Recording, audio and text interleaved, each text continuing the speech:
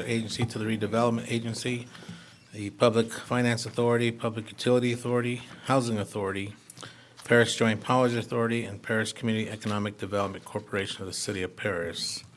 It's Tuesday, March 29th, 2022 at 6:36 p.m.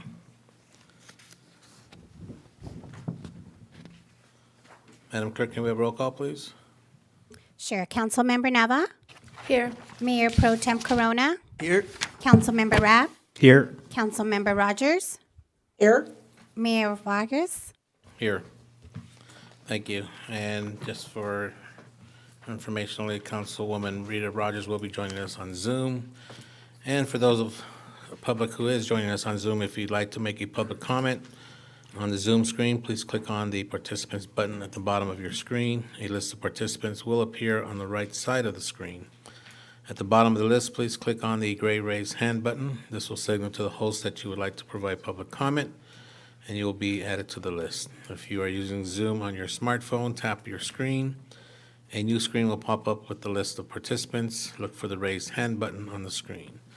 And if you are traditionally calling on a landline, simply hit *9 on your keypad to signal that you would like to make a comment. Okay, moving on, item 3 is our invocation, which will be led by Pastor Benjamin Briggs from the Greater Light Community Church.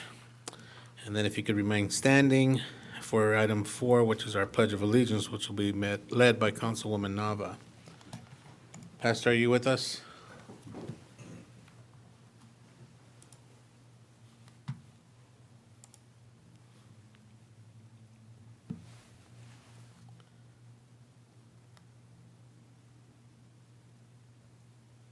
I don't see him online. So, Councilwoman Rita, would you have the honor and give us our invocation? Be happy to pray, dear Lord. Dear Lord, we come together for this meeting tonight.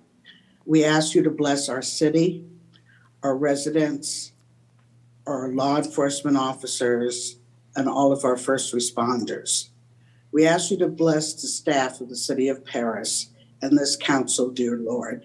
Give us the wisdom tonight to make good decisions that you would be pleased with, dear Lord.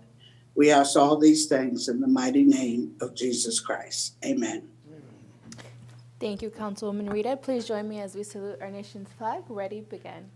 I pledge allegiance to the flag of the United States of America and to the republic for which it stands, one nation, under God, indivisible, with liberty and justice for all.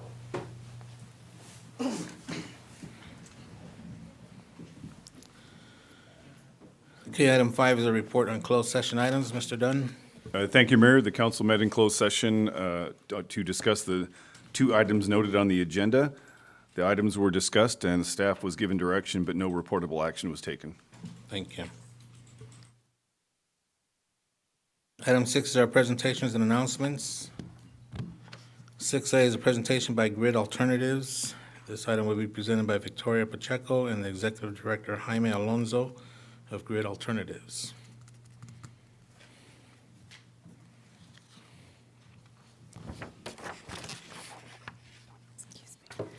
Hello, good evening, council members, mayor, and city administrative staff. I'm here on behalf of, unfortunately, my executive director was not able to be here, but I am here to provide a presentation regarding Grid Alternatives, reintroduction to most of you, along with information regarding our efforts in the city of Paris, and then new services that we provide as an organization. So a little bit about Grid, for those of you who may or may not have heard, we are a 501c3 nonprofit organization and solar contractor. And what we do is we provide solar and renewable technologies for communities, volunteers, and we implement solar power and energy efficiency for low-income communities. We install renewable energy technology exclusively for low-income homeowners, tenants, nonprofit organizations providing energy costs savings, valuable hands-on experience, and a source of clean and local energy that benefits us all. So especially relevant right now as Earth Day approaches us, that we want to really focus our efforts on sustainability and cleaner communities. So the services that we now provide, aside from the Single Family Energy for All program, which provides solar for low-income homeowners at completely no cost. So this means that it's not a loan. We don't place liens on homes. It's completely covered through grants that we have available, along with the fundraising that we do as a nonprofit organization. We also provide multifamily solar projects, so meaning that we install solar electric systems also for multifamily housing. So any owner or developer who is interested in installing and has at least 5 or more tenants who are low income would qualify for that specific funding as well, along with commercial, where we install solar for mission-aligned organizations as well. Community solar, accessibility to the clean mobility program, and then also enrollment in our S-chip program, which is basically battery storage and backup, which is up and coming in the region, especially in regions that experience a lot of blackouts.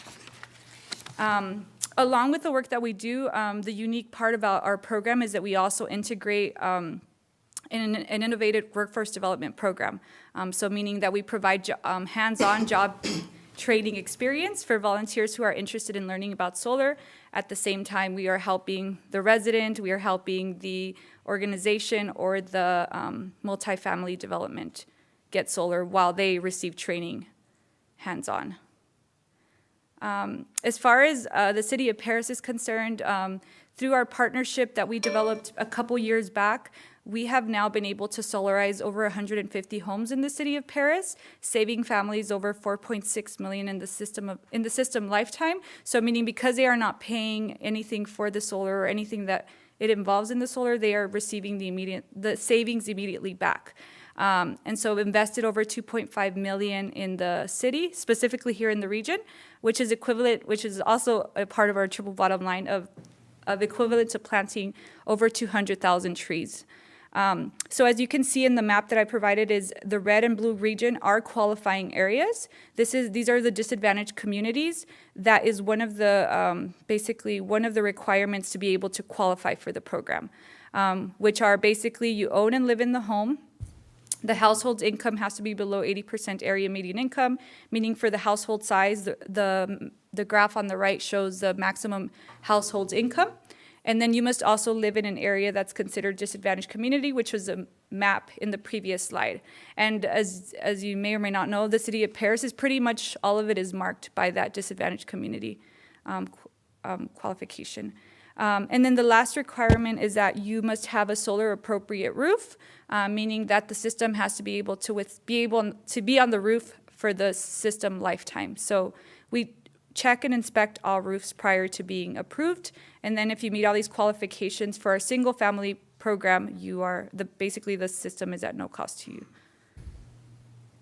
So this is just a little flyer that we've created through our partnership. Like I mentioned, we have been able to collaborate in marketing materials, which has been really helpful when reaching to the communities, because oftentimes they see a solar organization, as you may call it, and they assume that it's a company that's selling, that there's fraud associated to it. So through our partnership, it has been helpful to be able to send materials that are co-branded with the city logo through our resolution that we have in place to be able to attain more homeowners.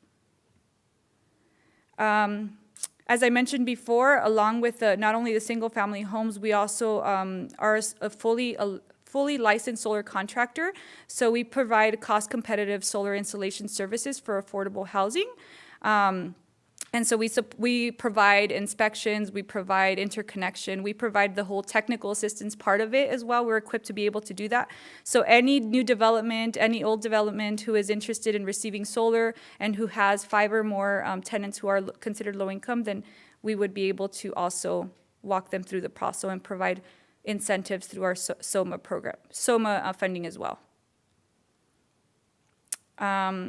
And then we also have custom tailored financing options. For example, for our organizations who are nonprofit organizations who have mission-aligned services, we provide financial loans that are at low interest to be able to, so they can then make that investment and be able to utilize the funds that they receive directly for not just operations, right, of the organization, but to be able to serve more people.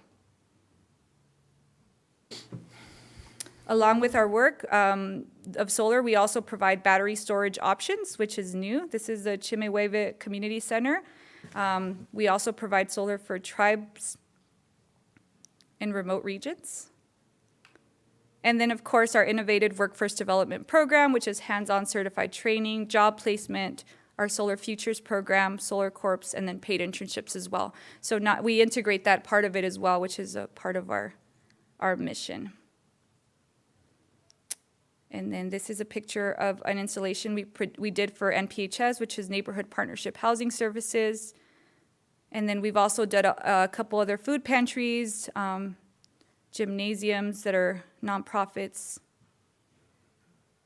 And then these are some of our partners that we've worked with. And like I mentioned before, it makes it easier when we're partnering with trusted organizations or trusted entities. That way it delivers a message for those who need it the most. And we are able to help many others. So through our partnership with GRID, we hope that you continue to support our efforts. Like I said, with marketing, right now we're rebooting everything once again as the pandemic has slowly made it easier. So we're hoping to get on our hands-on experience for the trainees, able to get and serve as many City of Paris homeowners and developers as possible. So I don't know if with the help of one of you, we can speak after. I know we were a part of the water bill insert in the past, and we hope to reboot that as well, and hopefully get a new letter to be able to send to our, a letter of support to be able to send to the City of Paris residents once again. This is my contact information in the middle, and any questions? Thank you very much for your presentation, and then a staff member will get your contact info after this. Thank you so much. Council, anybody have any comments or questions? Okay, great presentation, Good. thank you. Thank you. Okay, item 7 is our Youth Advisory Committee communications. This will be given by Jasmine Lomeli, our Vice President of YAC.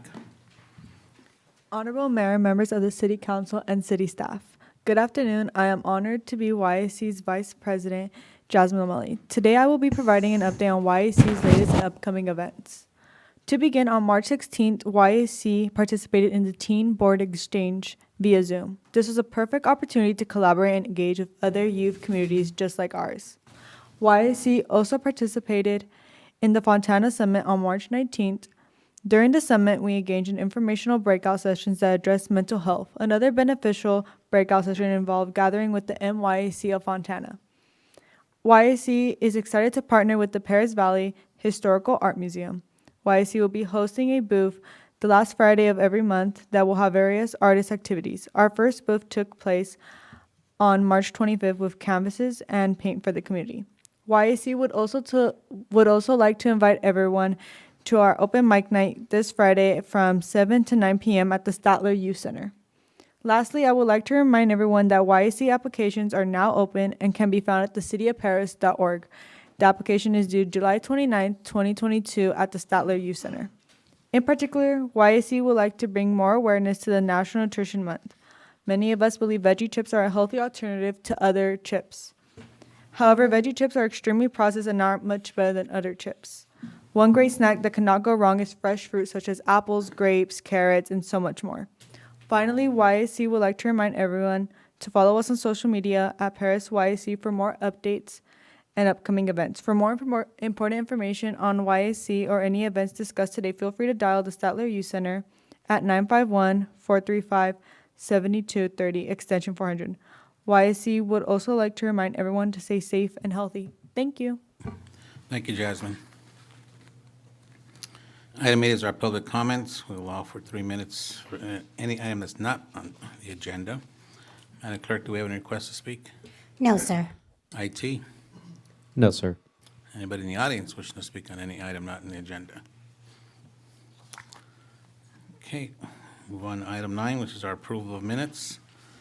9A is consideration to approve the minutes of the regular meeting held on March 8th, 2022 of the City Council, successor agency, the redevelopment agency, and all the entities listed on the agenda.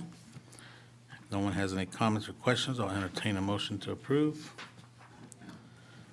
I have a motion by Councilman Rab, second by Councilwoman Nava. Please call roll call vote. Councilmember Nava, Yes. Mayor Pro Tem Corona, Yes. Councilmember Rab, Yes. Councilmember Rogers, Yes. Mayor Vargas, Yes, 5-0, motion approved. thank you. Item 10 is our consent calendar. Consent calendar items are normally enacted in one motion. The mayor or city council may remove a consent calendar item for a separate action. We will have public comment and be limited to 3 minutes.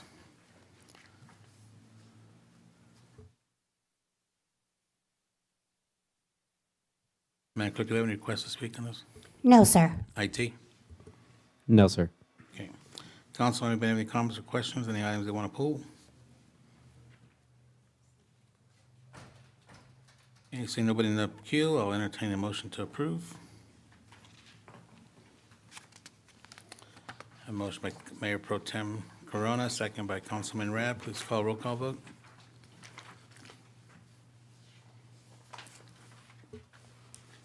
Councilmember Nava, Yes. Mayor Pro Tem Corona, Yes. Councilmember Rab, Yes. Councilmember Rogers, Yes. Mayor Vargas, Yes, 5-0, motion approved. thank you.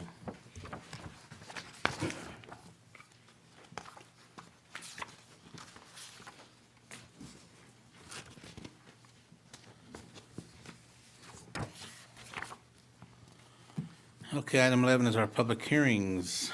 10A is consideration to adopt proposed resolution numbers next in order regarding annexation of tracks 37223, 37722, 37816, 37817, and 37818 to Maintenance District Number 84-1. This is going to be presented by our city engineer, Mr. Stuart McKibben.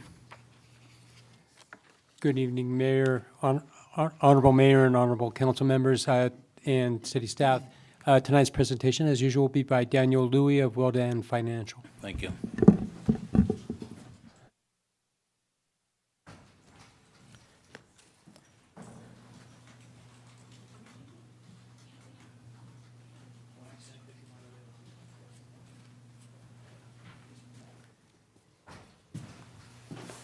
Good evening, Honorable Mayor and council members. The annexations presented before you tonight are tracts in the Green Valley development. As a condition of approval, the projects are required to annex into the city's 3 maintenance districts to pay for benefits and annual costs associated with the property once it's developed. The proposed maximum annual assessments for these projects range from $690.98 to $1,634.55, depending on the special benefits associated with the development. On February 8th, the City Council approved resolutions initializing the annexations of these tracts and set tonight as the public hearing date. At this time, staff is asking the mayor to open and close the public hearing.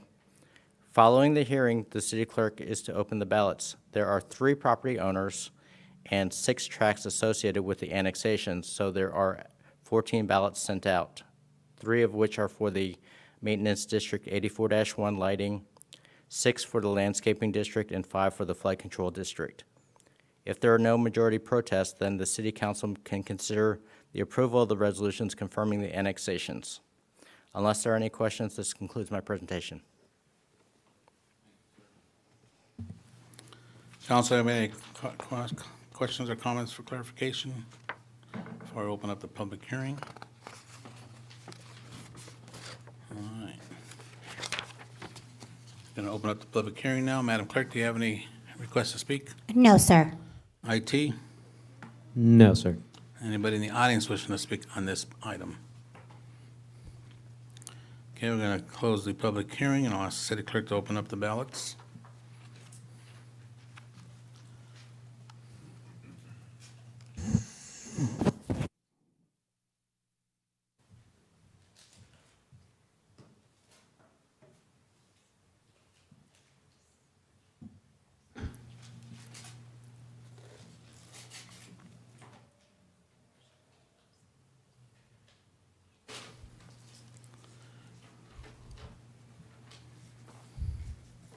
City of Paris annexation of tracts 37223, 37722, 37816, 37817, and 37818, Maintenance District Number 84-1.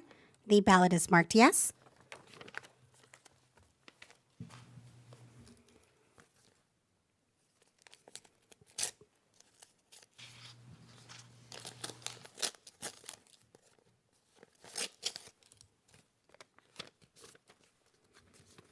City of Paris annexation of tracts 37223, 37722, 37816, 37817, and 37818. The ballot is marked yes. Maintenance District Number 84-1.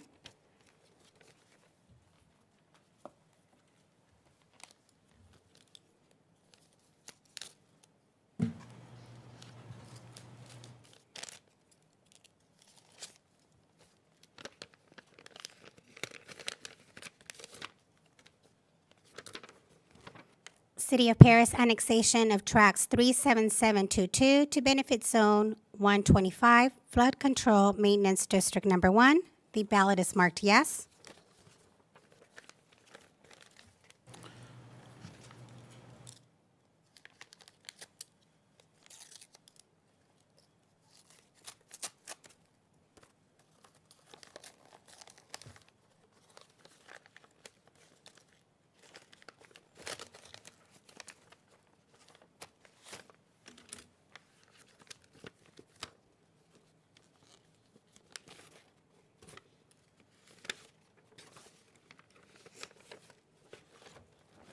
City of Paris annexation of tract 37817 to benefit zone 162, landscape maintenance district number 1.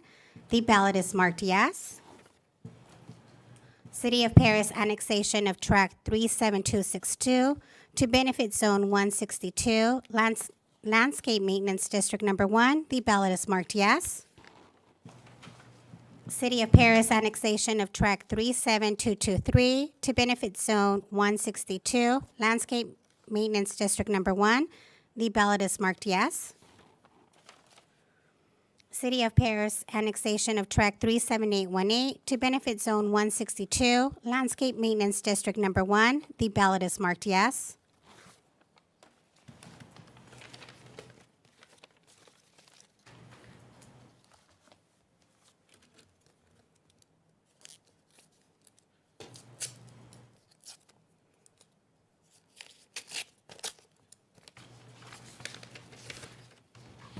City of Paris annexation of tract 37816 to benefit zone 162, landscape maintenance district number 1. The ballot is marked yes.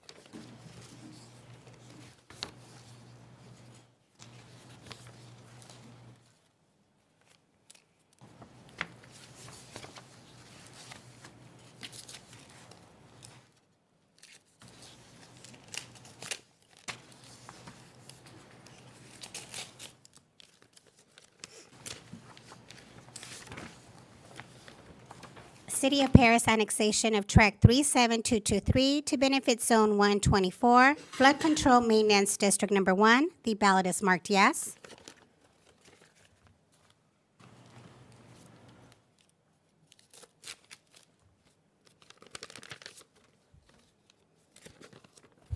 City of Paris annexation of tracts 37223, 37722, 37816, 37817, and 37818, maintenance district number 84-1. The ballot is marked yes.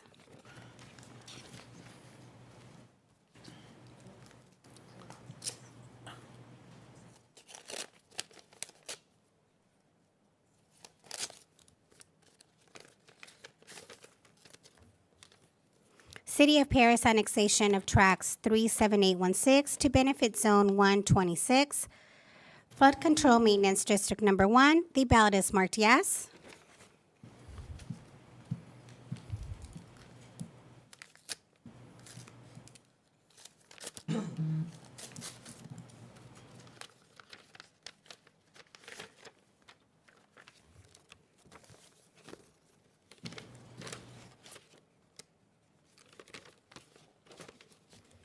City of Paris annexation of tracts 37818 to benefit zone 128, flood control maintenance district number 1.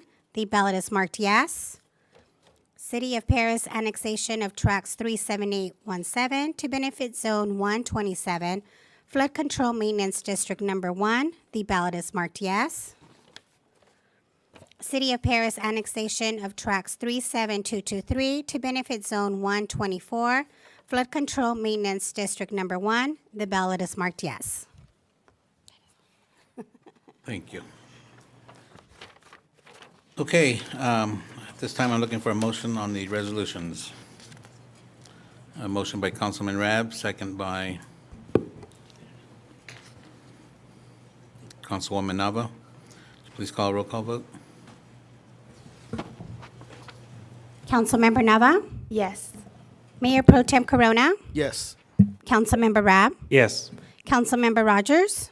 Yes. Mayor Vargas? Yes, 5-0, motion approved. I believe that's the most ballots in my 6 years I've been up on here. I wasn't sure when to call the vote. Okay, 11B is consideration to adopt proposed resolution number next in order regarding annexation of tracts 27223, 37262, 37722, 37816, 37817, and 37818 into the CFDIS, that's the South Paris Public Service District. I think we're headed into the same amount of ballots here. Okay, this will be introduced by our city engineer, Louis, again. Oh, this is our city finance manager this This one's time, me. Ernie Reyna. Yeah. Thank you, Mr. Mayor, members of the City Council. So for this item, we'll have Daniel Louis do the presentation on this one as well. You're very famous today, Danny. Thank you. These two resolutions on the agenda are for the annexation of the 6 tracts within Green Valley into the Public Safety CFD 1S. The Public Safety CFD funds additional services as needed as the city develops. The City Council adopted Resolution 5925 on February 8th, declaring the intention to annex this territory and setting tonight as the public hearing date. Therefore, we request that the city opens a public hearing. If there are no protests, adopt a resolution calling for a special election. There are only 3 ballots here, one for each property owner for this election. And finally, once the election is conducted, adopt a resolution declaring the results and ordering the annexation and notice of special tax lien. I'll be here to answer any questions you may have. Thank you. Council, anybody have any questions just for clarifications before I open up the public hearing? All right, we're going to open up the public hearing. Madam Clerk, do we have any requests to speak? No, sir. IT? No, sir. Anybody in the audience wishing to speak on this item? Seeing and hearing none, we will close public hearing, and I'll call for the motion on the first resolution. I have a motion by Councilman Rab, second by Councilwoman Nava. Please call the vote.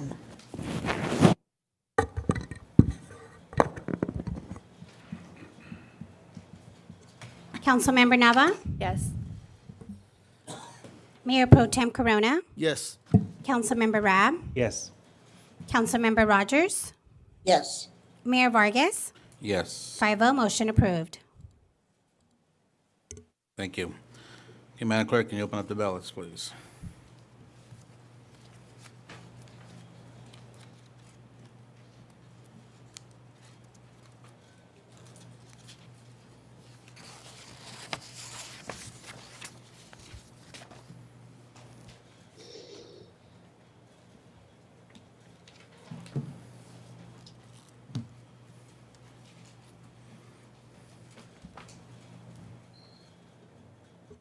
Community Facilities District Number 1-S, South Paris Public Services of the City of Paris, Annexation Number 9, Special Tax and Appropriations Limit Election.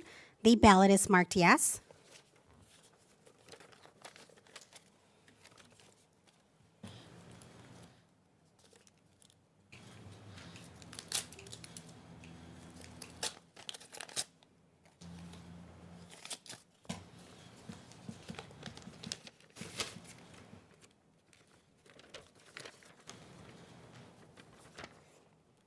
Community Facilities District Number 1-S, South Paris Public Services of the City of Paris, Annexation Number 9, Special Tax and Appropriations Limit Election.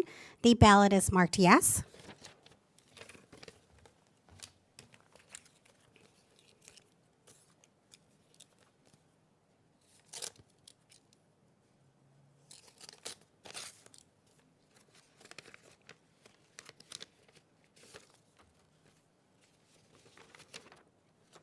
Community Facilities District Number 1-S, South Paris Public Services of the City of Paris, Annexation Number 9, Special Tax and Appropriations Limit Election. The ballot is marked yes.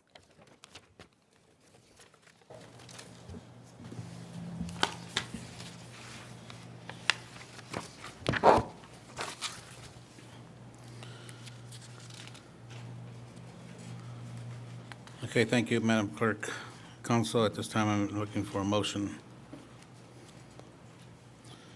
I have a motion by Councilman Rab, second by Councilwoman Nava. Please call roll call vote.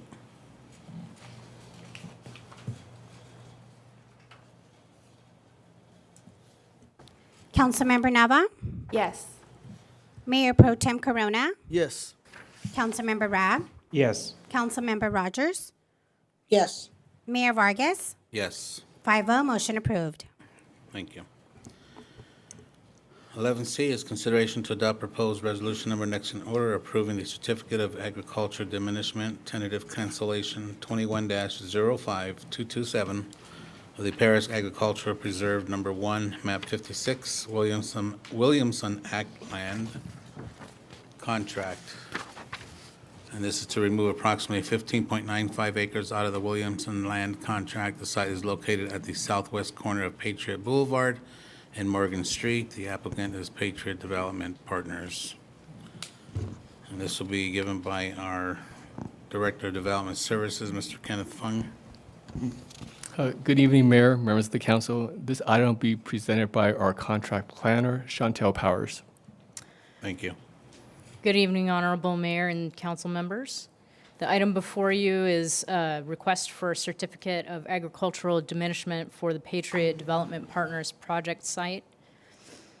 The request would remove approximately 16 acres from the entire Patriot Development Partners project site located at the southwest corner of Paris Boulevard and Morgan Street from the Williamson Act land contract to facilitate the development of 3 industrial buildings.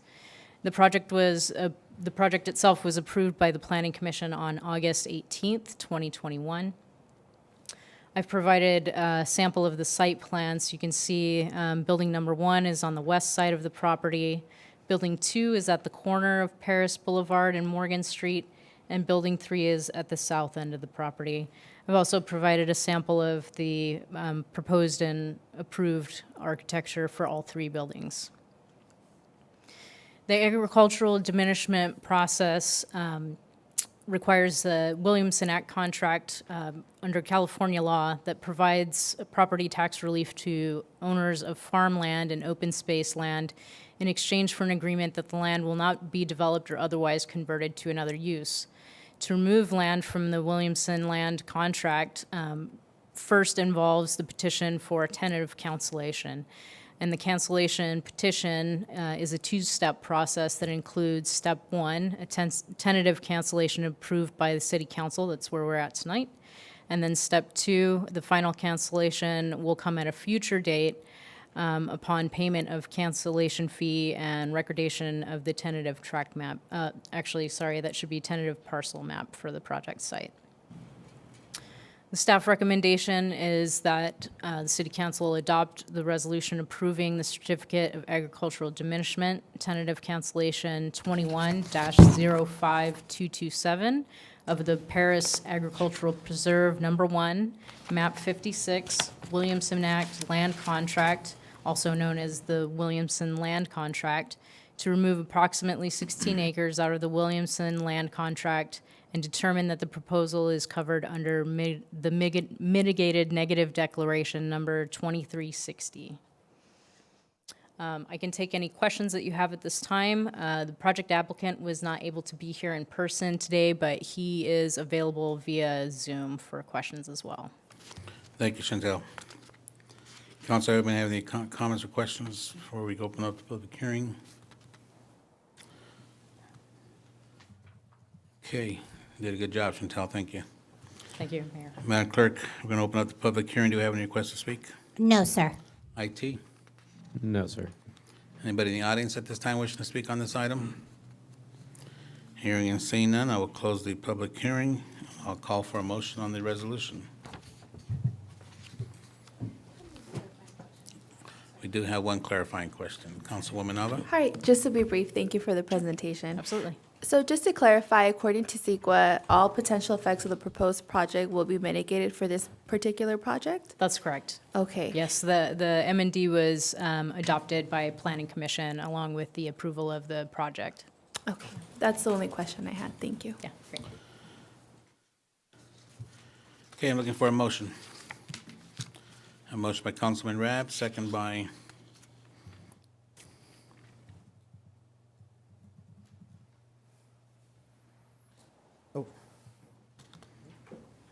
by I'll Mayor, second. Mayor Pro Tem Gotcha. Okay. Okay, call roll call vote, please. Councilmember Nava, Yes. Mayor Pro Tem Corona, Yes. Councilmember Rab, Yes. Councilmember Rogers, Yes. Mayor Vargas, Yes. 5-0, motion approved. Thank you.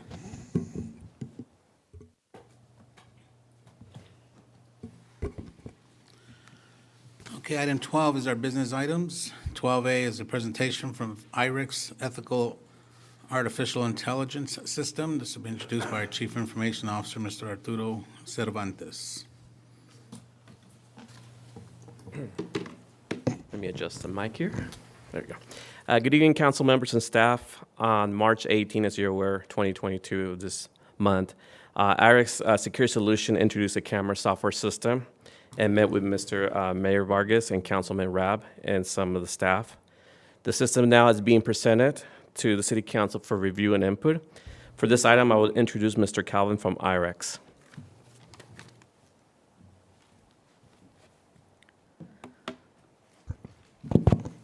Mayor Vargas, members of the council, allow me to say thank you for this opportunity to present RX, world's #1 ethical AI platform.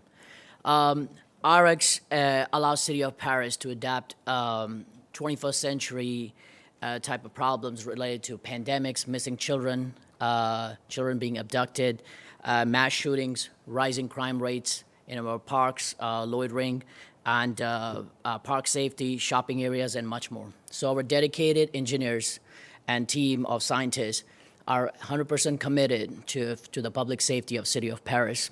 And I wanted to present just a quick review of this.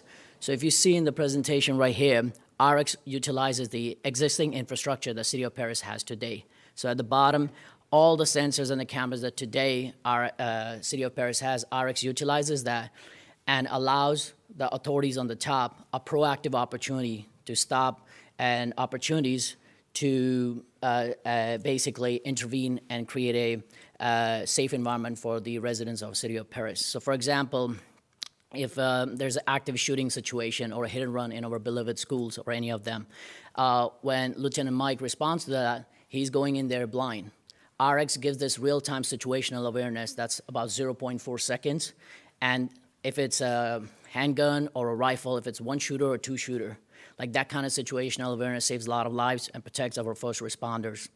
Then if there is a situation like in our parks where to keep them clean, and I know some of the bad actors uses our City of Paris public parks for not so neighborly activities, RX allows using our current existing infrastructure again to avoid that.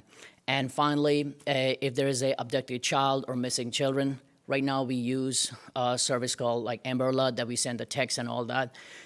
RX basically is the #1 gold standard sponsored by National Child Protection Task Force and over 20 plus human and child trafficking agencies to support our fight against it. And RX is the, as I said, the gold standard returning these children back to their families. And again, there are many more applications that I want to talk about, but due to time, I'll pause here. And again, thank Mayor Vargas and the members of this council for this opportunity. Thank you. Thank you, Calvin. Council, anybody have any comments? Let me just start off with, I met Calvin and sat with this team and listened to him. I thought this was a good enhancement for our public safety. We then moved it on to the Public Safety Ad Hoc Committee and introduced it to the team there, and figured it was time to let us come back and let him bring it to the council and let the rest of you understand and see it. It's a lengthy, normally it's a lengthy presentation. I didn't want to bore you guys down with that much, but yeah, but it's just another great enhancement tool for something to think about.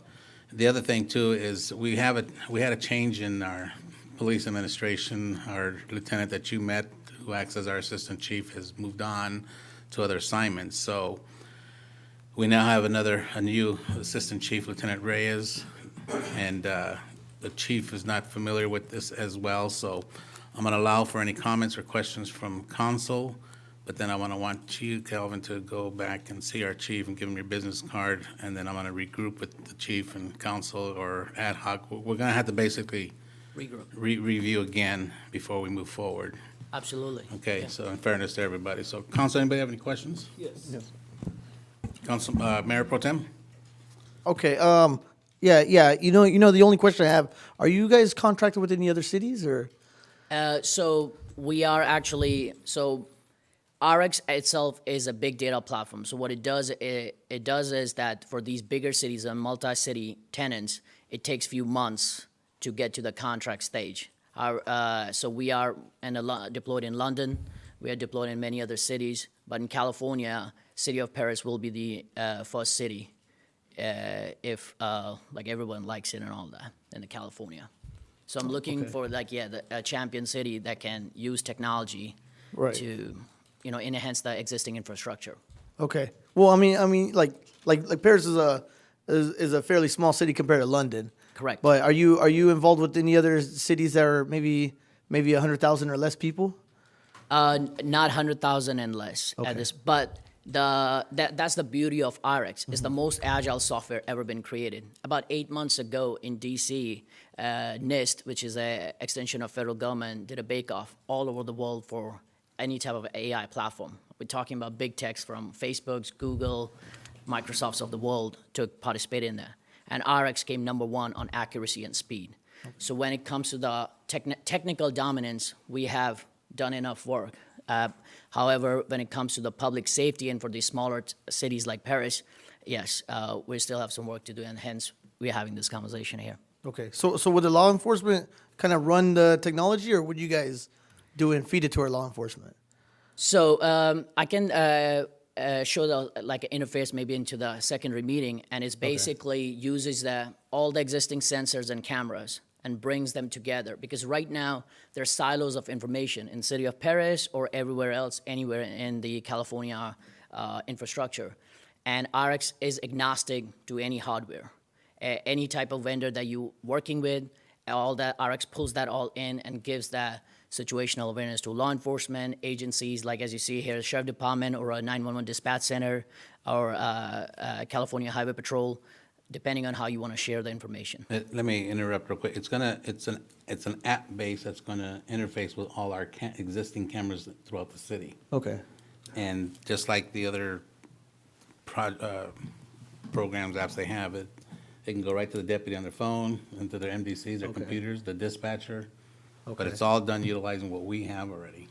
Okay. Now, I know London's famous for having cameras on pretty much every street corner. Here we mostly have them in parks and stuff like that. Would that be? That will not be a problem at all. Okay. It's all about the application that you. So some of the examples I mentioned, but it's only just to what the camera sees. Whatever the camera sees, that's the camera sees. So it can apply right here in this room, or in our parks, or on our highways, and all that. And the beauty of it is that it pulls all this information, and within 0.4 seconds, it gives you the enhanced awareness, basically. Okay. It'll recognize a drug deal, a firearm, a person falling down like he needs medical assistance. Okay. And also searches the database for predators or Yes. or, So Same concept with this, and the beauty of RX is, and this is how we lower the overall budget of any cities like City of Paris, is you're utilizing the same camera to do all the same application that Mayor Vargas mentioned. Because a person falling or a person basically getting in a fight and all that, these are all behavior analytics that we have, and RX actually built the world's largest neuron training models that allows us to do this like quickly, very quickly, basically. Okay. All right. Well, I mean, you know what, it does sound interesting. I'm just kind of concerned about the privacy aspects here in the United States. We're very focused on the privacy and the rights and stuff like that. No, absolutely. As I said, we are actually the gold standard for Tech Integrity Council out of DC that uses RX infrastructure to tell about public safety and tech. So a lot of times we just publish tech into public safety, but we don't understand the back room. So the sophistication of RX and the core principle that this whole technology is built on, we call it transparency by design. What it means is that no user from any of the government employee can edit, amend any type of their steps. Accountability is built into the system. So everyone will have access in a sense that you can see what Mayor Vargas would do, they can see you, and there's no deleting on his steps. So that's very important. And the core thing is that we're not putting anything new. Those cameras, as you mentioned, are already there in those parks. There's no hardware being added to our existing City of Paris infrastructure. Okay. It's just utilizing the data better and giving that enhanced version of public safety. Okay, thank you. Councilwoman Rogers? Thank you, Mayor. I'd like to thank you for your presentation. Knowing that our number one concern in our city is public safety, I'm a big proponent of anything, and particularly the newer technologies that enable our residents to have a safer experience and to give our law enforcement officers additional tools to be better at their jobs and to get to people quicker in emergency situations, apprehend criminals quicker. It is a major plus for our city. We want to have a zero crime rate. And in order to do that, we need all the tools necessary. So I look forward to future presentations and going back to the Public Safety Committee so that we can further explore the technology that you presented tonight. Thank you. Thank you, Councilmember. Anybody else? Councilman Reb? Yes, thank you for giving us another presentation. I had a question. It came up after you had logged out of the last meeting we had a few weeks ago. You mentioned there was a facial recognition component of this system. And I just wonder, I've been reading up on facial recognition. I know that there's been a lot of literature regarding discrepancies in recognizing darker skinned people, particularly African Americans, with facial recognition. What sort of components that you have to ensure that, say, for instance, a person with darker skin is in one of our parks, they're not confused with a predator or somebody committing a crime? Thank you. Great question, and for the environment where we could ask a sophisticated question like that. So kudos to the environment here. And so let's take a step back. There's a documentary on Netflix called Coded Bias. And the reason why, as you put it, like people of color or darker skin is because most of these tech companies use a thing called MVP, minimum viable product. I'm not going to be very technical about it, but just to keep it on surface is they do not spend enough time to training those neurons, and that's where darker skin color individual could be mismatched. As earlier I mentioned, in the entire North America, if you ever going to use a technology for public safety, RX is literally number one. So when it comes to utilizing technology for public safety, there is no other better standard than RX. And we're talking about all the big tech companies in here. And we have built a world's largest neuron training model. Just to give you an example that probably doesn't apply here, but we built a very special application related to suicide in London. And we did that in 4 weeks, and within 6 weeks, it was fully deployed because of what we are capable of doing. And earlier I mentioned the Tech Integrity Council. They use our infrastructure to tell others that this is how you need to perform or deploy a technology that impacts the society. And it's in our core. Earlier I mentioned to the council members' question that is the transparency by design. So if anybody's targeting a person of color or people of color, that cannot be taken out. The accountability is there, and it's built into the system. So I can assure you, if you're ever going to use a technology, there is no technology better than RX. And back to facial recognition, we have 20+ AI modules. There is no other company that's doing all of this together. So you will see somebody doing something here, then something there. Putting this whole thing, the ecosystem of RX, there's no other company that is doing that. And as earlier I mentioned to Mayor's comment was that it's the most agile software. What it does is that you can turn off and turn on any of the features that you want. For example, when the Boston bombing happened, the first thing went down was the comm system. Most of the police officers couldn't even talk to each other about what was going on because there was an unattended item. RX has an unattended item application ready to be deployed off the shelf, and it has built its own ecosystem of messaging service, as you see on the side, that allows the first responders to communicate in an emergency service. What I mean by that is that you don't need this application every day, but when you do, you better have something like RX that can protect the rights of people of color from any of the ethnicity of any of the background. That's what I would say. You're welcome. Anybody else? Councilwoman Alva? Thank you, Mayor. Thank you for the presentation. I would like to learn a little bit more about this, given that in the agenda we didn't have any type of background information as to what this proposal entails, to be honest. So I would really like to explore that and look more and learn more about that, because more of our general fund dollars are devoted to public safety, and we recently allocated funds to continue monitoring that. So for me, the proposals then came from our Sheriff's Department. So a critical component of this moving forward is also hearing what our Sheriff's Department has to say about this program. And those are all the comments I have. Thank you. Okay, yeah. So, did you have anything more? So, like I said, we first met, I had members from the Parks and Community Services there, and then when we bought into, wanted to look more, then we went into the ad hoc. So, we're gonna have to regroup anyway because our new lieutenant and chief wants to see in on it too. So, we can make this, how can I do this? Where's my, Eric, how can I do this where if, in case I have 3 of us in the same room, as long as we agendize it and make it open to the public, right? Well, Mayor, if you want to have 3 in the same room, you would just agendize it as a special meeting of the whole city council, and then you could have it. But if you want to have just 2 people in the room, you could have create an Well, ad hoc. I can just do another ad hoc.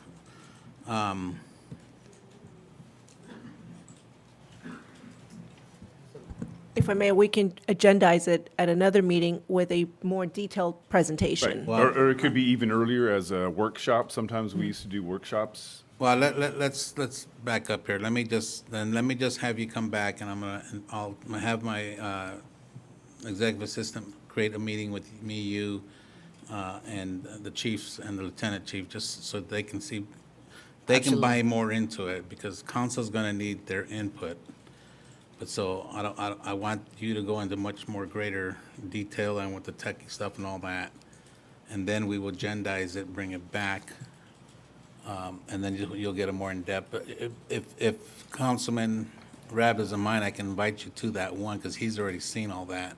Since you're the one that expressed wanting to see more, I can invite you to that next meeting. Yeah, I'm comfortable with either way, or as long as it's in the agenda, I'll review that. All right, well, we'll work on that. Okay, anybody else?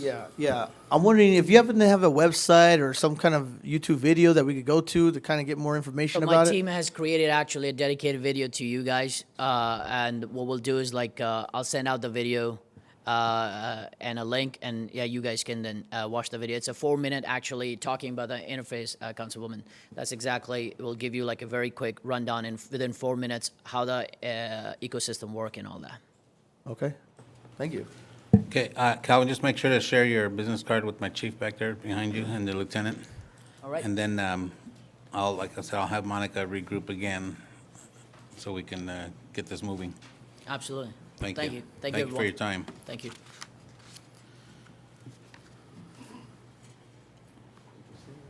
Was there any request to speak on this, Madam Clerk, from the public? No, sir. IT? No, sir. Anybody now in the audience want to speak on this item? All right, we'll move on to item 12B is consideration to approve the city's comprehensive annual financial report, Public Utility Authority, Public Finance Authority, Joint Powers Authority, Community Economic Development Corporation, and Housing Authority financial statements for 2020, 2021. This will be introduced by our city manager, Deputy City Manager, Mr. Ernie Reyes. Thank you, Mr. Mayor and members of the City Council. Get this updated. All right. So before you, we have tonight the fiscal year 2021 financial statement review. So we'll start with that. On the line, I do have Frances Kuo of the Poon Group, who's our current auditors. And if there's any questions related to the financial audit, she can assist with those questions as well. So my overview would be really brief in terms of what the audit uncovered and what it didn't and where we stand with the whole thing. So as I mentioned, our current auditors are the Poon Group. So we're in the third year of a contract with them. So they're taking care of this audit. They just wrapped it up. They issued their financial statements. Not only do they issue the ones for the general fund, but they also have 6 other reports that they issue for various entities, component units, authorities, et cetera, as listed there, Public Utility Authority, Public Finance Authority, et cetera, et cetera. So there's a total of 7 reports they issue on our behalf. And what they do is they go through and they do a bunch of testing to ensure that everything that we have on our books is accurate, looks good. And so they issued what's called an unqualified opinion. Sounds strange, but it's a good thing. Unqualified means there was no changes, no material misstatements. Everything was in line with the way it was supposed to be. So unqualified is a good thing, and that's the opinion that we got. So everybody that has an audit undertaking gets issued an opinion. So in our case, it's unqualified, which is good. So again, that means it was a clean audit, no reported material findings, and no disagreements with management. And that's important because if we ever go out and look for credit ratings, want to issue bonds through the general fund, our credit rating is based on audits and how well we did. And so in this case, unqualified, but best you can do, and that's where we're at right now. So with respect to the audit, I'm going to keep it a high level and keep it at that. So if there's any specific questions related to the audit, I'll be happy to take those. Or if you'd like to speak to our auditor, she's on the line as well, Frances Kuo. So I'll pause right here to see if there's any questions on that. Okay, so I'm going to shift the attention now to a transaction that's occurring in the current year. We're just wrapping up, and the reason why it's occurring. So previously in the past, the general fund had made some what we call loans and short-term type of transactions to our enterprise funds, to the water and sewer funds. And so those were being held as a receivable on the general fund, which is an asset. So that's been held for quite a few number of years, and you get to a certain point where you can no longer hold those as something that is receivable, so it becomes uncollectible. So you need to get rid of that, so we do what's called a write-off. And that's where we're at with some monies here, which totals about $9.5 million. And so it's necessary that we write this off because we're never going to get this money back. It's basically money we owe ourselves. The enterprise fund owes the general fund back, but we're never going to get that. So it does 2 things. So in the general fund, this actually creates an expense in the current year, an expenditure, which serves to decrease our reserve, and I'll talk about that. And on the flip side, for the enterprise funds, it actually serves to increase their side of it also. We'll talk about that as well. So where does this $9.5 million come from? Well, there's several transactions. The biggest one is this $4.8 million. And so back in December of 08, there was a transaction where the general fund actually had a long-term advance to the enterprise funds. This was for a BIA investors in McCain Ranch. So the general fund actually advanced them that 4.8 to take care of that transaction with the understanding that money would be paid back. Well, it won't be paid back. And so that portion is going to be written off. We have a smaller amount of $322,000 that was advanced to the water fund, and that was to pay off some debt owed to the California Infrastructure and Economic Development Bank. And again, that's not going to be collectible from the enterprise fund, so that will be written off. And then finally, over the years, as the enterprise fund is no longer making money, because it's set up as an enterprise fund that should make money, it's no longer making money. So every year when there's a shortage occurs, the general fund actually transfers monies to the enterprise funds to make them whole. So over the years, that amount is equated to $4.7 million that the general fund has to have to cover for the enterprise funds. So that's another amount that has to be written off because it's no longer collectible. And again, the write-off itself is going to create an expense in the current year, which will reduce the reserves. And I'll show you the various categories we touched upon last time during the mid-year budget on February 22nd. So I want to show you what it looks like again. And so if you recall, we have 4 categories of reserves: non-spendable, committed, assigned, and assigned. And the one that we really worry about, because that's the one that we can control and use, is the unassigned. And so that portion is being affected partially. So that 4.8, the bigger amount for McCain Ranch, that is not going to hit our unassigned. That long-term portion will hit the non-spendable portion, so that will actually reduce. And on the next slide, I'll show you what that's going to look like. The 4.7 related to the enterprise deficits, that will hit the unassigned portion, which will reduce our overall total from there as well. And so what this write-off is actually going to do is, on the enterprise side, is going to make it look better. So I'm going to show you what that's going to look like both on the general fund side and then enterprise fund side as well. So if you recall, again, back on the February 22nd meeting, we showed you what our reserve level looked like. So this has been revised a little bit since I presented this about a month ago. And so when I did if you look down on the bottom, the portion that says uncommitted or unassigned, that was actually about $19.5 million. So some adjustments have been made where that actually went up to about close to $21 million. But in totality, the dollar amount is still the same, $54 million prior to the write-offs occurring. So you see the different levels of reserves sitting at $54 million before the actual write-off took place. Write-offs take place, and here's what happens to it. So as I mentioned, the $4.8 million, the bigger amount, is affecting that first line item, the non-spendable. So that goes down to $3.3 million. The other portion of 4.7 affects the uncommitted, which now goes down to 15.7. So we go from 20 million down to 15.7. Overall total goes from 54 million on the reserves to about $44 million in the reserves. So we go down $9.5 million in total. That's what that does to the general fund. So now I want to show you what it does to the enterprise on the other side. So the green little box there you can see is before the write-offs occurred. And as you can see, we have 4 utilities that make up our enterprise funds. We have our Public Utility Authority, which is the water in the north, a water utility, which is in the south, our sewer and solid waste. As you can see in that purple little brackets there, we actually have basically negative amount in their fund balance for the north, sitting at $678,000. The rest are smaller amounts, 2.6, 6.6, and 730,000. So the write-offs affect the 2 that are in purple, as you can see that. So once the write-offs occur, those amounts go up. And as you can see, in the water in the north is now sitting at 7.2. Again, they're called net reserves in this situation, and the south is at 4.2. So their reserves go from 9.4 up to about $19 million. And so the question you may have is like, well, now that they have those monies, why can't that be repaid back to the general fund? The problem with this is that the funds that are sitting here, they're in the infrastructure itself. So unless the system is actually sold, we don't have the actual cash to pay back the general fund. But it does increase their overall balance in the reserve section for the enterprise fund. So I just wanted to kind of clarify that to let you know how that works. So that's where we're sitting at, and that's where we're dealing with. So with that, I'm going to pause here, and that does conclude my report.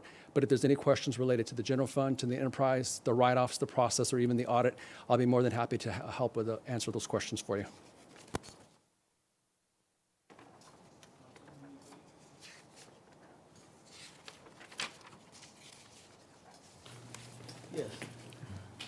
Mayor Pro Tem? Thank you, Mayor. I wonder if you could kind of explain quickly with the water north, that's at a deficit. Right. And then, but the reserves is at a deficit, or? So what we're showing here are the overall reserves. So over time, throughout its history, it actually is at a deficit in total. So we've paid out more in expenses than we've collected in revenue. So that one itself overall is a deficit structural. So, but the one in the south, we're actually collecting more than what we spend into it. According to what we have brought in and the way it's structured, yeah, we have about 2.7. So it was just the way and it could be the number of customers that are in one section or the other. But as it works out, if you net the two, they're more like at $2 million still in a plus situation. So they're still positive if you net them together. Okay. Yeah. Thank you. But for the south, we continually are pouring money into that out of our general fund every year. Yes, we do. Every year we transfer money into that to ensure that it's.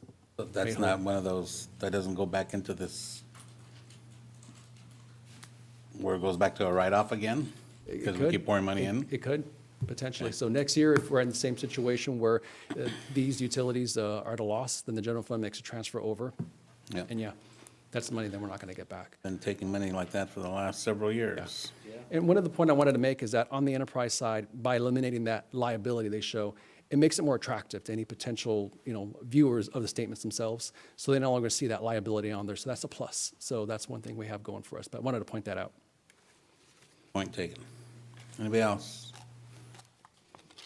All right, thank you, sir. Okay. Okay, anybody have any additional comments or questions before I open up the public comments? Don't see any. Madam Clerk, do we have any requests to speak? No, sir. IT? No, sir. Anybody in the audience wishing to speak on this item? Okay, we'll call for a motion approving the city's Comprehensive Annual Financial Reports and Statements for fiscal year 2020 and 2021. I have a motion by Councilwoman Nava, second by Councilman Rab. Please call roll call vote.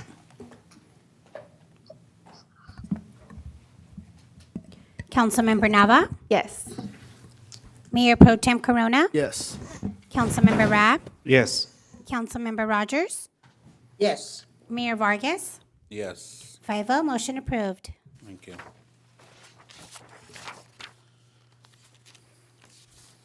Okay, takes item 13, Council Communications. Councilman Rab? Yes, thank you, Mayor Vargas. I just want to start off by wishing everyone a happy Cesar Chavez Day. March 31st would have marked his 95th birthday. It's a state holiday, so we just want to honor all the contributions he gave for the labor movement and for civil rights in general. And the city of Paris was one of the first entities to name a building after Cesar Chavez. In late '93, we named our library, which was built in mid-'94, for Mr. Chavez. So once again, just want to honor his legacy and his commitment to laborers and the civil rights movement. Just want to bring the staff's attention just a few things. I know we have Mayor Pro Tem Corona brought this up a few meetings back regarding planting more trees along the industrial development. I know several cities have good neighbor policies which help facilitate good neighboring when industrial development comes in. Particularly, I'm focusing on the area going down Wilson, Murrieta, north of Placentia. Now, that area has been zoned industrial. However, there are several homes in the area, and this is different from the industrial area on the other side of Paris Boulevard and north of Ramona Expressway, west of Paris Boulevard. I think this area, you have a lot of homes abutting the warehouses. So if we could maybe work or even commit an ad hoc or put it under one of our committees to make a good neighbor policy. What does a good neighbor policy entail? I think it entails, planting trees to have a buffer from the sight line of the warehouses, ensuring that the warehouses, even though the land is zoned industrial, just ensuring that they don't take up the whole parcel or come up right to the property line. I think a prime example of that are the industrial project on Ryder, right next to the mobile home park. It literally comes right up to the mobile home park. Now, I know that land's zoned industrial. The owner can build industrial there. I just think there should be more of a buffer, maybe the mobile home park, another green buffer, and then the 14-foot wall. It's different from putting the 14-foot wall right up against the home. So it's working with the developers and ensuring that the community gets something not only out of it, but it's just more sightly going forward on that end. This past Saturday, I had the opportunity to attend an event hosted by the Young Visionaries. It was a COVID booster shot and vaccination clinic, and they also gave resources to the community. It was held at Bethel AME Church, which is right outside of the city limits, but many, many parish residents came.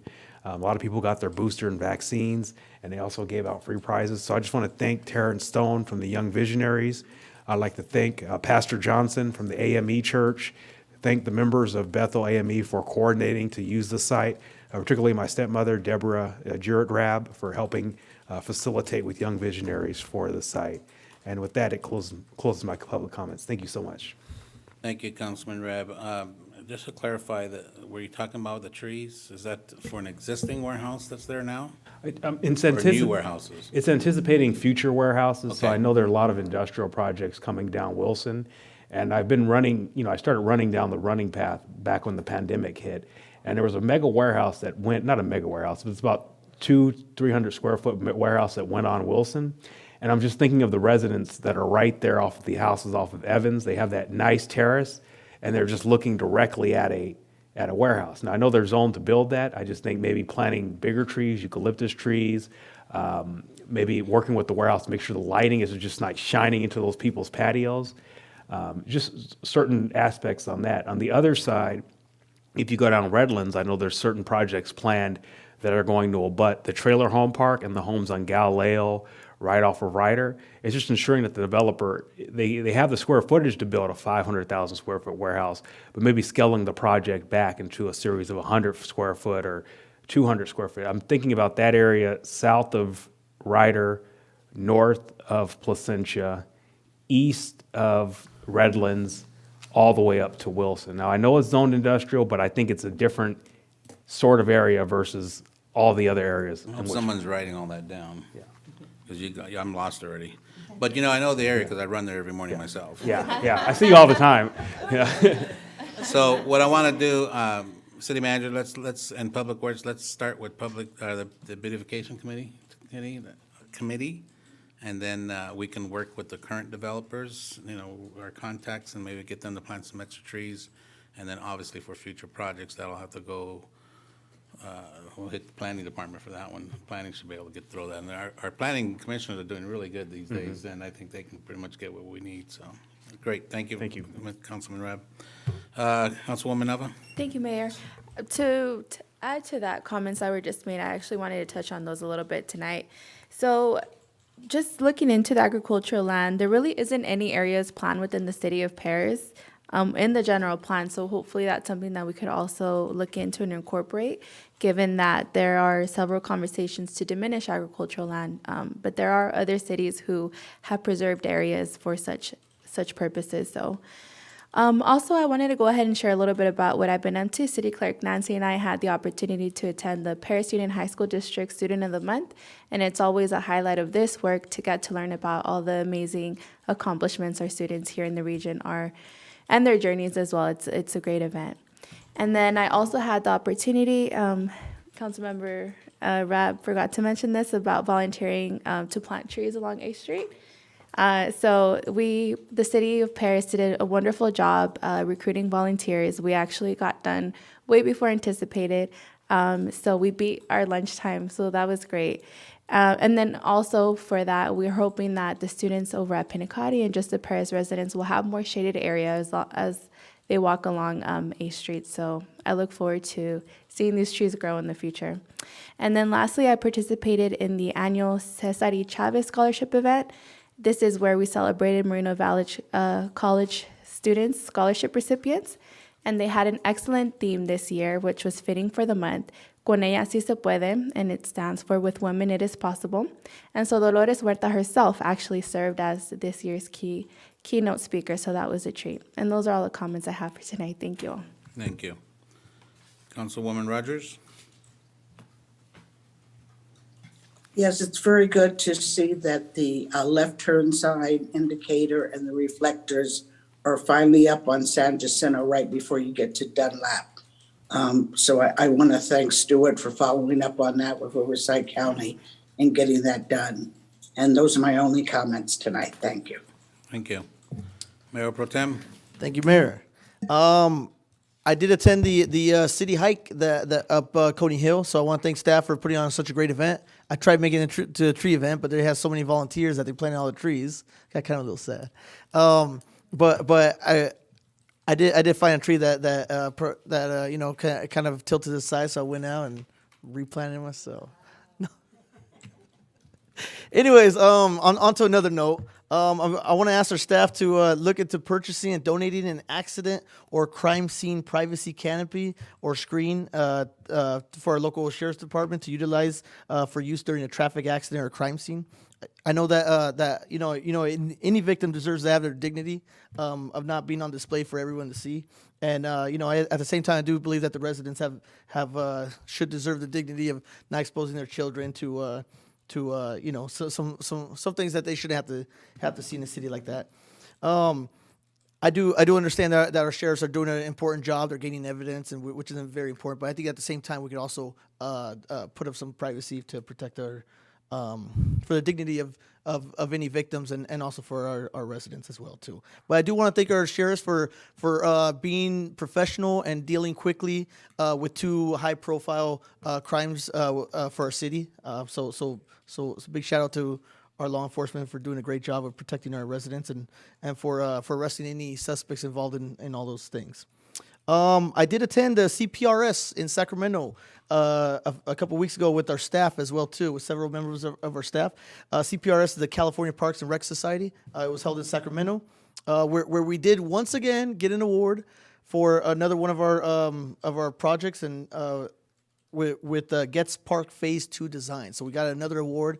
So great job to our staff for doing a great job, and to everyone that was involved in that. just great to get state recognition, and I think it's something that we could all feel proud about. At the event at CPRS, I was able to attend several workshops along with our staff as well too, and learning many ways to improve our Parks and Rec programming. We also spoke to a lot of people regarding an aquatic center and different items as well too. I saw a lot of great ideas, and I definitely plan on bringing some ideas back. A couple of those were maybe developing a ballet folklorico program in-house. I know a few meetings ago, we presented a group here within the city of Paris of, so I think it'd be great if we reached out to them, find out if they would like to kind of be part of the city so that we could help grow it. I did talk to other cities too. Flag football is really growing in a lot of places, especially for the youth, because youth tend to be different sizes. So, I mean, you put a 9-year-old against another 9-year-old, it could literally be twice the size difference. So flag football is getting really popular, especially with the younger kids, because they're learning the same skills of football without the risk of catastrophic injury. So if we could reach out to one of our local youth programs, or maybe doing it in-house in the city of Paris. And lastly, and what I think is most important, I think, is there's a big emphasis on encouraging girls to play sports. So I attended a whole workshop on that, and one thing that they're doing is having a girls' sports day where the girls come out and they can try different sports, and it could be sports that are historically dominated by boys, but they get to come and play and try to grow and experience different sports as well too. But that's all the comments I have. Thank you. Thank you. Don't we have flag football? I thought we used to have flag football here. Not internally? Oh, we have it. Great. You gonna talk about the AFI awards? The IT AFI awards? I don't know what it stands for. So the first staff, we all got to, staff members, myself and the city manager, deputy city manager, IT folks, they received an award, a bronze level, I believe it was, and it's the AFI Awards. Can someone help me with the acronym? American Advertisement Federation. So IT did a great job, led by Everett, right? It was, I guess, like a commercial or PSA announcement for Moreno Valley College regarding the Clark Bend Training Center for Fire and Police and all that, just wazoo, and they took bronze. So that's, and I want you to keep in mind, this is, they're competing against the private business world of advertisements. So these are big shots, as well as there were some awards for the college students that are going into the advertisement. But this was not a city event you're competing against other cities. They were competing against professional advertisement companies, and to receive bronze, right? Silver. That's even better. Second place. So that was pretty awesome for the city of Paris. So, yeah.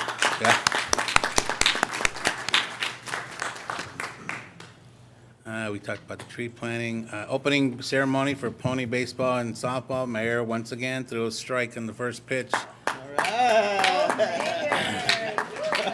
And I didn't stand 3 feet in front of the home plate. I was 90 feet away. Wow. My witness is right there, Mr. Ochoa. Thank you, sir. All right. Paris Valley Filipino American Association, that's such a great organization, and they have some really good food. They had their spring celebration at Lake Paris. I managed to get there with that. Along, I brought our PIO, and our intern was with me. Speaking engagement for families achieving success. It's another great program here in the city. They invited me to talk to their kings and queens. Depot After Dark, that event has been happening here twice a week, and then twice a week on the alternate weeks they have our artisan market. The Depot After Dark this last Friday had 62 vendors at the event. They are just phenomenally growing. So we're working on a proposal to get some banners, at least in certain corners, to help promote it. So it's doing really good. And I think the yak that's what the yak talked about too, that they were in there. So I'm glad to see our yak is involved. This past Sunday, my wife and I attended the Paris Valley Historical Museum Association installation dinner along with our Michelle Ogawa, manager of our Planning Economic Development team. That's an annual event I get to administer the oath of office to all their officers. It's always a fun event. And it looks like that's it for now. So with that, we'll move on to our next item, which is our public comments from our city manager. Thank you, Mayor. Good evening. The Paris City Hall COVID-19 testing site will continue to provide testing services throughout January, and the testing hours and days are Thursday through Saturday from 7 a.m. to 7 p.m., and walk-ins are accepted. Next, the next city community services event will be the Breakfast with Bunny, and that will take place on Saturday, April 9th, and there will be a free community egg hunt. You need to pre-register on Civic Rec, and the deadline to register is April 6th. And finally, I'd like to congratulate again our Information Technology Department. They have achieved a big milestone in acquiring 10,000 followers on Instagram since its original inception in 2013. And congratulations, and we'd like to show you a really short clip on their accomplishment.